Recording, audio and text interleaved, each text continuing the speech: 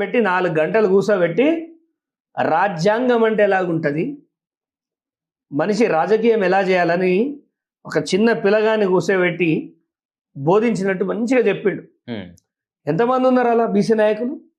ఎంతోమంది మన బీసీ నాయకులకు కమిట్మెంట్ ఉంది? ఇలా మనం అంతర్గతంగా కొట్లాడుకోవడం కాదు, ఒక పెద్ద కాజ్ అంటే మొన్న జరిగిన బంద్లో రెడ్లు పాల్గొంటారా అండి? ఎక్కడన్నా ఎవరి మీద యుద్ధం చేస్తున్నాం? కోదండరామరెడ్డికి ఆయన ఎవరు? కోదండరామరెడ్డి ఆయన ఎమ్మెల్సీ. ఆయనకి ఏం పని? ఆయనకి ఏం పని నేను అడుగుతున్నా. బీజేపీ ఏ ముఖం పెట్టుకొని పాల్గొన్నది? మొన్న మా సభలో బూర నరసయ్య గారు కుండ బద్దలు కొట్టినట్టు మేం చెయ్యం అంటుండు. రావద్దు, రాకు, అలాంటి సభలకు రాకండి. మీరు చెయ్యం ఇయ్యం అనేటోదు రాకండి. మిమ్మల్ని జీవితాంతం ఎమ్మెల్యే చేయం, జీవితాంతం ఎంపీ చేయం.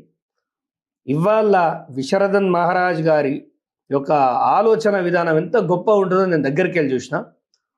ఒక ఫూలే గారి గురించి, సావిత్రిబాయి ఫూలే గారి గురించి, అంబేద్కర్ గారి గురించి, సాహు మహారాజ్ గురించి ఎంత గొప్పగా చెప్తాడంటే 448 ఆర్టికల్స్ చెప్తాడు, 25 పార్ట్స్ చెప్తాడు, 12 షెడ్యూల్స్ చెప్తాడు.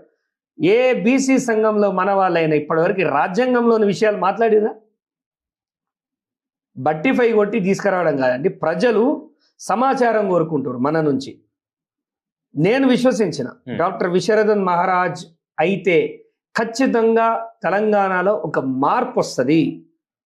ల్యాండ్ సీలింగ్ యాక్ట్ అనేది నిజంగా అమలు కావాలంటే విశారదన్ మహారాజ్ లాంటి స్వార్థం లేని మనిషి అయితే.